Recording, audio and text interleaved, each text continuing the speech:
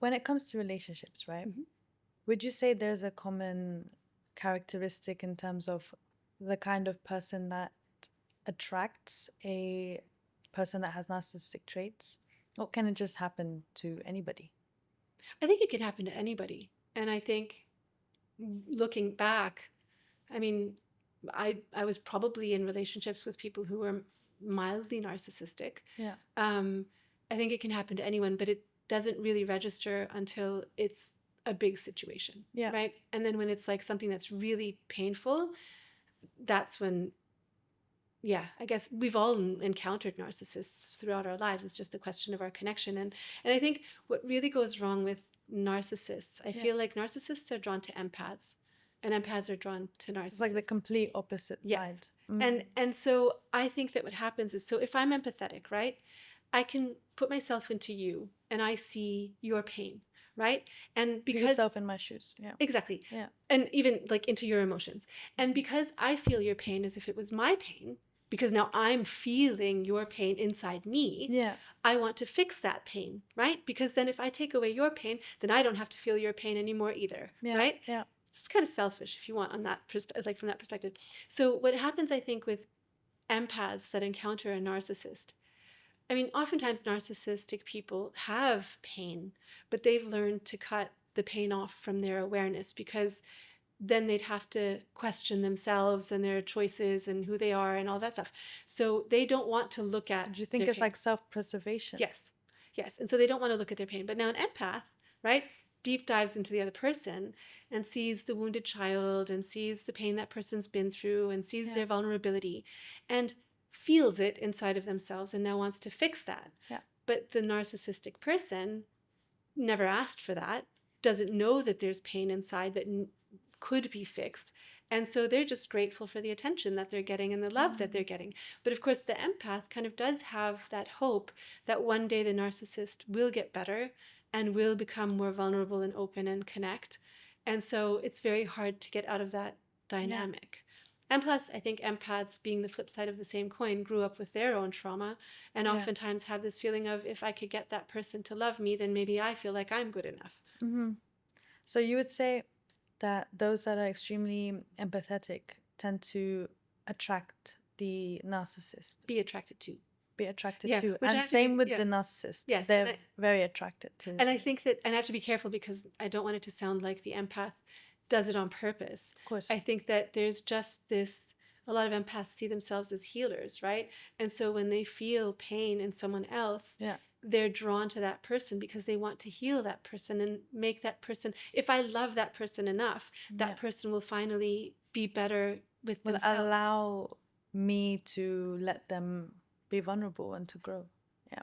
But a lot of narcissists, because they don't know that this whole thing exists and all they know is this, Yeah. they're like, thanks for the attention, right? Yeah. Thanks for the love. That's great. And I do find, so when I say like narcissistic kind of trauma, I do think that when a narcissistic person is attached to someone who gives them a lot of love, a lot of attention, and then that person finally gives up and says, I can't do this anymore, it's taken a toll on me, Yeah. then the narcissistic person, those are kind of those moments where they're like in crisis. Yeah. And they're like, I need help. I need help to get that person back because Yeah. that person made me feel good. But do they blame that person for leaving, or do they think I did something wrong? No, they blame the person for leaving. It's always blaming the other Yes. person. Very rarely is there that introspection of, because like I said before, there's not the I do something, the other person reacts. Yeah. What I do doesn't really register. It's the other person's reaction that's the problem. Why did they react like that? And then they're the problem. They're the one like that are, why are you being so dramatic? What's wrong with you? Because they don't see that it's kind of like, and I don't mean to sound kind of whatever.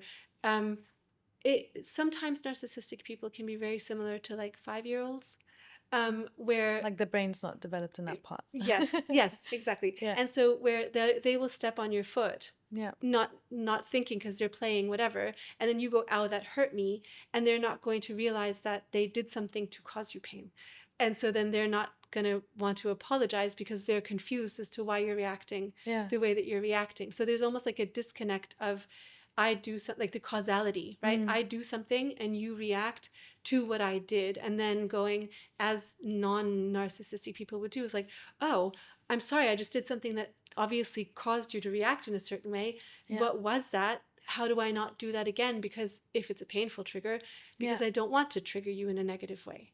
That makes sense. But a lot of the narcissistic people don't see that, because then they would have to question whether or not they did something wrong, and then that would trigger their frailness. Yeah. How would like narcissistic traits show up differently when it comes to it being your parent or your partner, like we talked about, Right. or your colleague? You would say that a lot of them carry the same traits, right? Yeah. But then also your colleague wouldn't necessarily need so much attention from you. No, but okay, so in a workplace, Yeah. it would be more like more narcissistic people will make sure that everybody above them Yeah. sees how great they are, right? Okay. They're So always like people sucking up, pleaser, kind of. Yeah. sucking up to the people that have power, right? Yeah.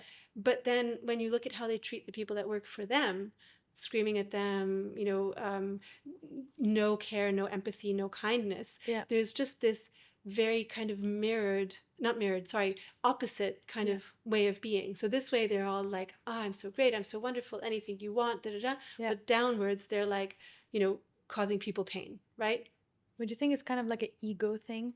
They have that they need to preserve certain beliefs about themselves I when it think they're comes just to. looking to get what they want done, right? If I'm kissing up to the people above me, then I might get the raise faster.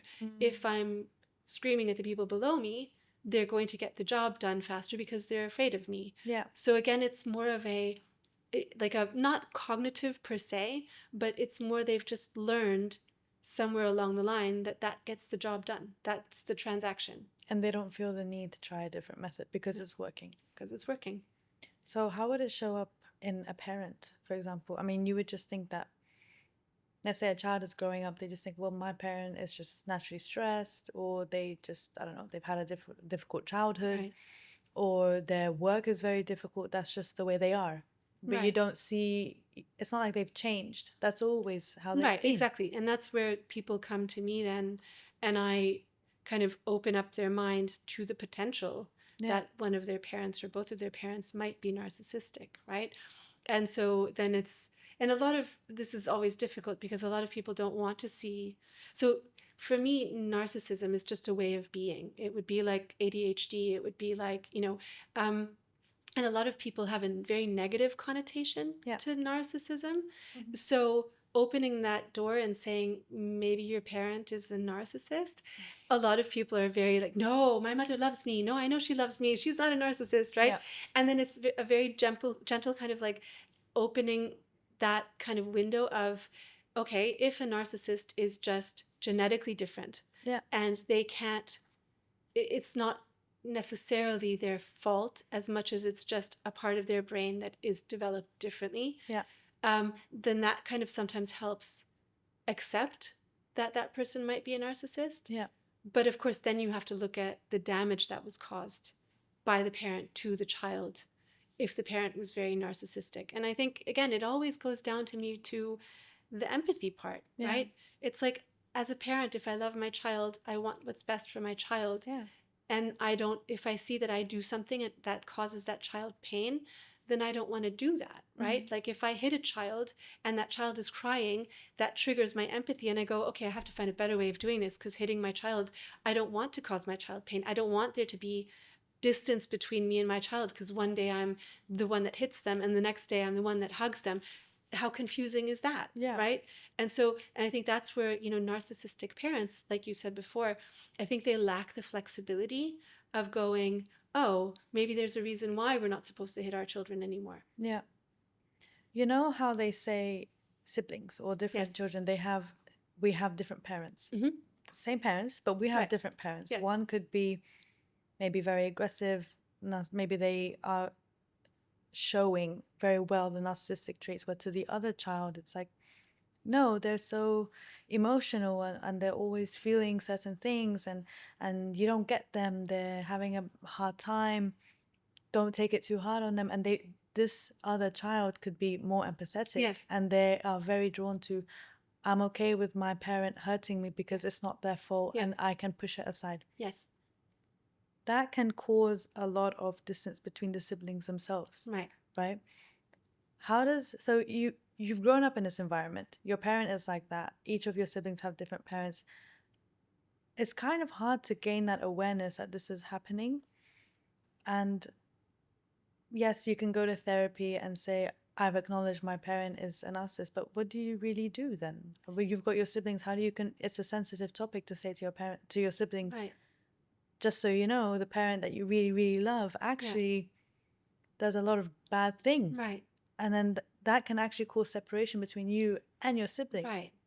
Yeah. And But I that think would that, cause a lot of damage. but again, I think that, if we take away the negative connotation of narcissism and just see it as what it is. So I'll Okay. use an example, Yeah. and this is not a fair example, right? But okay, so let's say there's a poisonous snake over in that corner, right?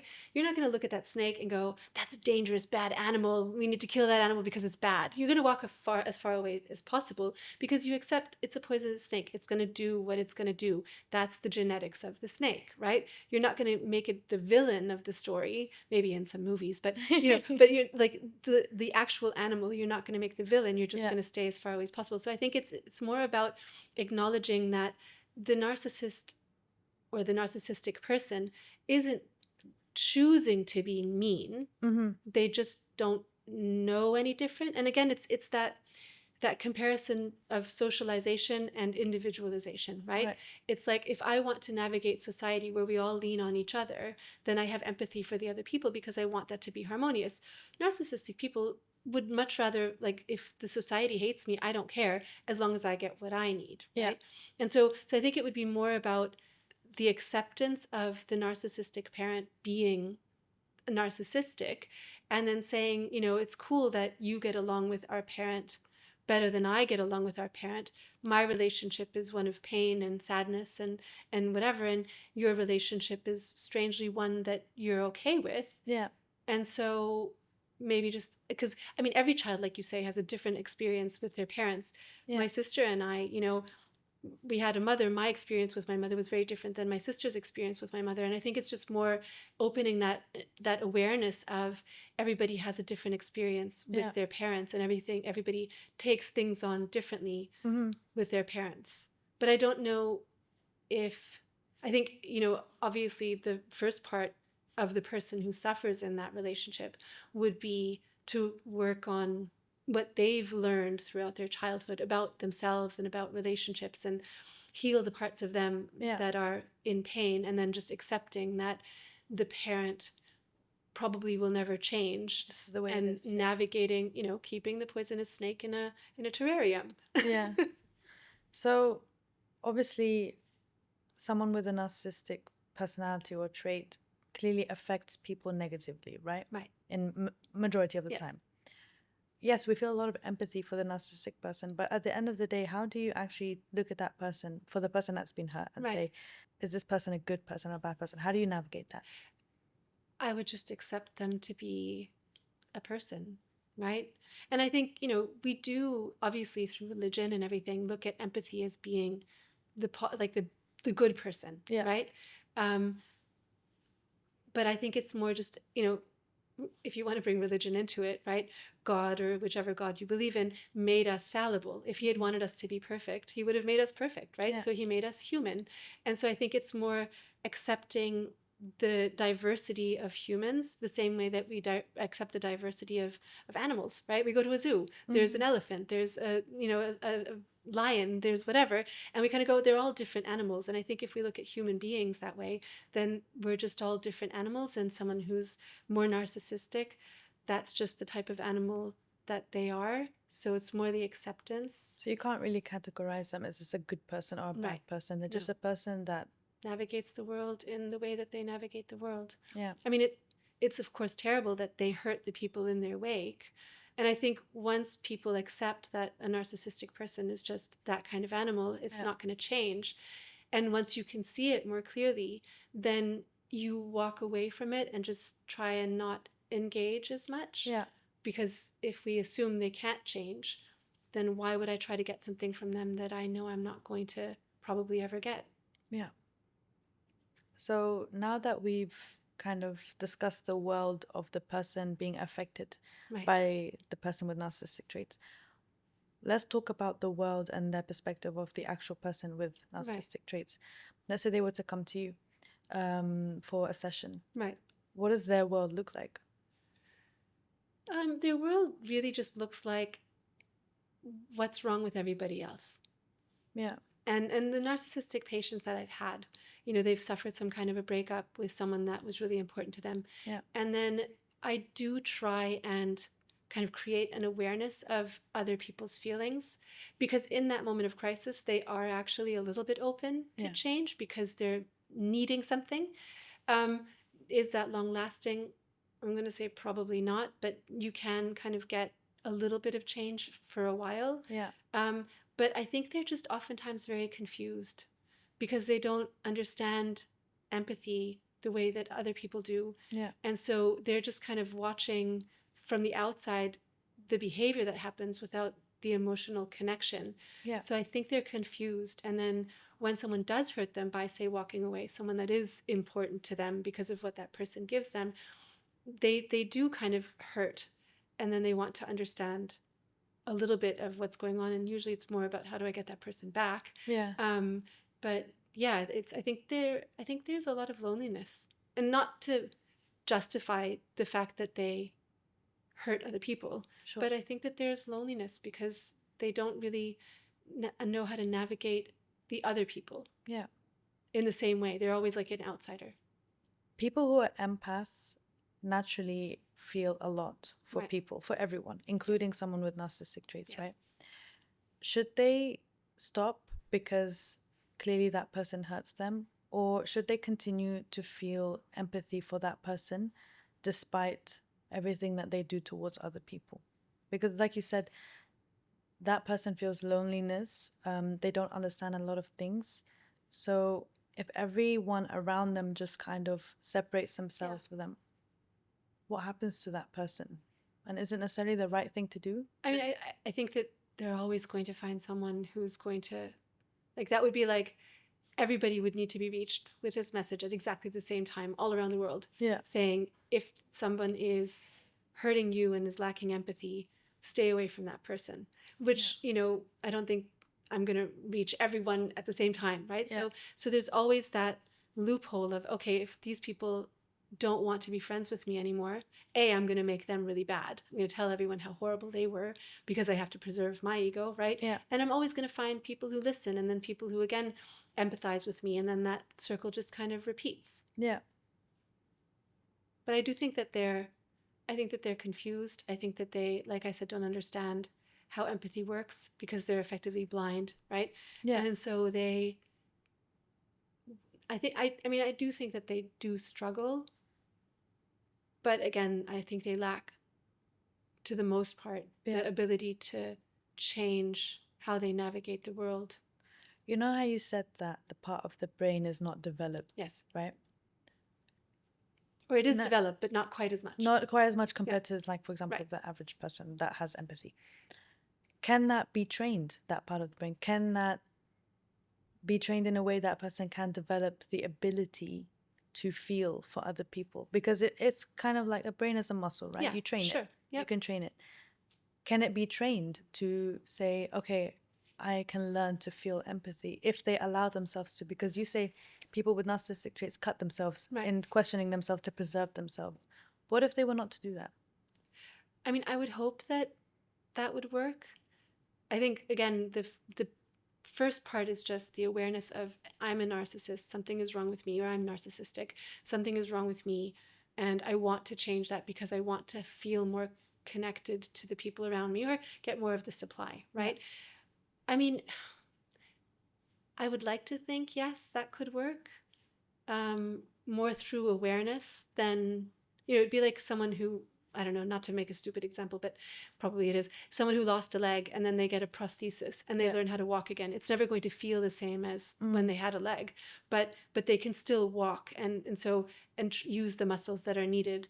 And so maybe it's kind of like that. It's like someone who actually goes, okay, I am narcissistic. I want to connect more because I know that that's what I should do to be in a better place with the people around me. I mean, I'd hope that they could be kind of taught. I'd hope that I'd be able to kind of help them use introspection and then kind of like basically like saying, if someone steps on your foot, does that hurt? Yes. So then why do you step on someone else's foot? And then they would learn. It's the same thing that they're doing in terms of they are hyper aware of society and how to work in society, so they get really good at doing that. Right. So they could just, it could be just another skill that they can learn to have empathy. Right. But it may not be real. And I mean, of course, now this goes down to, I mean, how many brain scans have we done of how many people of that region where empathy resides? Yeah.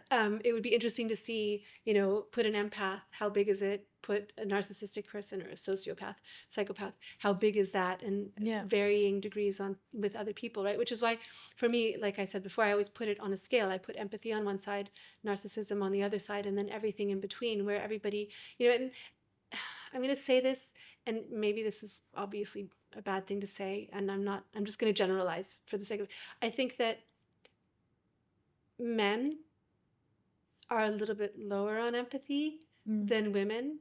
And again, this is like a really extreme generalization. And if you look at the biology behind it, if I have a baby and that baby can't speak and that baby can just cry, and I have to be able to put myself into that baby to understand diaper change, food, tired, cuddles, what's going on. Most men I know with the baby, they're like, you take it, right? And they don't really start to connect until the baby's like 2 or 3 and is actually a little person, right? And then you look on the other side where, you know, going back to food, I don't think I could ever kill an animal for food. I'd probably rather starve. But someone is a butcher. Someone is okay to, you know, watch a baby goat grow and then take that baby goat's life, which, you know, again, would be the lower side of empathy. And I think in history, you know, men were the hunters, women were the gatherers. And so maybe there's like, maybe they choose to desensitize. They know it's wrong. Maybe they hate it, but they, in order to preserve themselves, they feel, I have to switch it off. And maybe a lot of men actually do, because they have to uphold a certain expectation that we give to men. But again, this would be like, if I was a neuroscientist, then I think this would be a fun study. It would be to go, okay, take 100 women, take 100 men, do brain scans, you know, see how big their empathy is, right? And so I don't know. And then I don't remember how we got to this topic. Sorry. I was gonna say, do you think with the new generations and with social media, do you think women are now less on the empathy scale compared to before? Do women feel less for others and more about themselves? So I was listening to a podcast, I don't remember which one, where it was kind of about, are there more narcissistic people now with social media than before? And I don't remember who the expert was. I can figure that out later. And he was saying, or she was saying, there's still the same amount of narcissists. It's just that now there's a platform for narcissistic people to put themselves out there for the attention that they want for. And so I don't think it's made people more narcissistic. I think it's just narcissists have a new tool now. They can, you know, kind of be out there. And in terms of women, and again, this was another podcast I was listening to the other day, and I'm trying to remember who it was. And it was kind of there was this, so if you go into like grandiose and malignant narcissists and you go into vulnerable narcissists, there's the theory that men tend to be more the grandiose and the malignant narcissists, and women tend to be more the vulnerable narcissist. Now, vulnerable narcissists, in my experience, it's that person who uses their pain to get the other person to give them what they need. And the way that I differentiate it is, if I'm in pain, then I'm going to go seek help with my pain, because I don't want to put my pain on the person that I love. Now, vulnerable narcissists tend to want to stay in pain because it keeps the other person giving. And the other person, especially with vulnerable narcissism, I find empathy is triggered, right? Because if I'm sitting here, I'm going, I don't know what all these feelings are that I have, and I'm always in pain, I'm always in pain. And then you're like, oh, what can I do to make you feel better? I'm like, yeah, that's exactly what you can do to make me feel better. Versus, I need to figure out what's wrong with me so that I don't have to put the burden on you to take care of me. And so I think this podcast was saying that women tend to be more the vulnerable narcissists, like the manipulators through pain, Mm-hmm. and men tend to be more the overt narcissists Yeah. who just demand and push and fight, right? So I think there's like a difference there. But I mean that, I guess. But even with like society Mhm. changes, right? Like before, women, it was normal. You're the caregiver. You bring their family together. But now women are seen to be more individualistic, where they can do things for themselves. They Right, don't necessarily need somebody for right, survival. And that gives that person a lot of confidence and a lot of right. I'm choosing myself. Okay, A lot of these talks. right. Do you think that's linked to women becoming more likely to have higher narcissistic traits or I think it's just a shift, right? So when I look at, like, and we'll just even go back to, like, a few hundred years ago in Europe or in North America or wherever, right? yeah. Where women didn't have a voice. They found, this is where I think manipulation comes in, right? They found backwards ways of getting what they wanted Mm-hmm. by, for example, I don't know, tricking someone into marrying them that had influence, right? So I think for women in the past that were more narcissistic, Yeah. it was more the behind the scenes manipulation. Mm-hmm. And I find that now, where they're more individualistic and they don't have to play within the strict kind of confines of society back then, Yeah. they can come out more directly and say what it is that they want and get it in more direct ways. Yeah. But I think, I mean, and again, this is based on a podcast I watched a while back where the theory is that the number hasn't changed. It's just that we are now more aware of it, which is why we're seeing higher rates. And the nature of how things are gotten Yeah. has changed. And it's very interesting because, I have ADHD, and I remember when I was diagnosed, and it was one of those things where, like, you can't focus and you're hyperactive. And so the criteria of being diagnosed was very kind of limited. And now the more we're looking into it and the more symptoms we're seeing, the more people are coming out and going, oh, well, maybe I have that too. So it's not that the number of people with ADHD has increased, it's just our awareness around it has increased. And so same with narcissistic people. Back then, it was just the ones that were so obviously narcissistic that we're like, oh, this is the amount of the population that is narcissistic. Yeah. But now the more that we're looking at it from different perspectives, also the people that are impacted by it, we're seeing that the number is actually much higher than we used to think. Makes sense. When you are sitting with a patient that, for example, has higher narcissistic Mhm. traits, do you let that person know what you're thinking, or is it hard for someone with narcissistic traits to hear that about themselves, or do they just not care? Most of them actually, like, some, okay, how do I say it's not most of them? I think some know, and they're like, I'm a narcissist, love it or leave it. Mm. Others who are still kind of, who don't know, they're still trying to navigate society. Yeah. And they don't understand why they just don't quite fit in. Mm-hmm.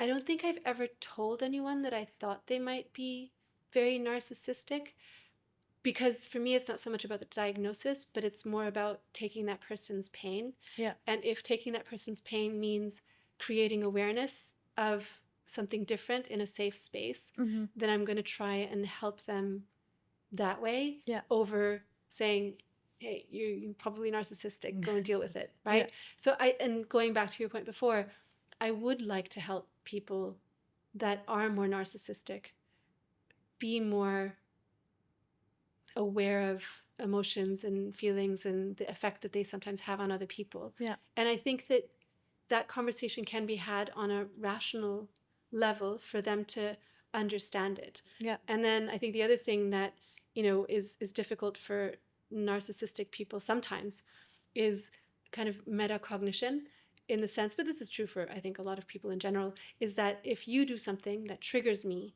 and I react to how I feel, Yeah. and I don't take the time to go, wait, did she do it on purpose? Or was that a mistake? Or should I modulate how I react to this feeling that I have? Yeah. I think that narcissistic people are very quick to just react without actually thinking about their part in it, Mm-hmm. and maybe why the other person is feeling what the other person is feeling, and then working through it together. Hi, I'm Christina, and if you liked the content from today's episode, I would really appreciate it if you might give it a like and potentially subscribe to my channel.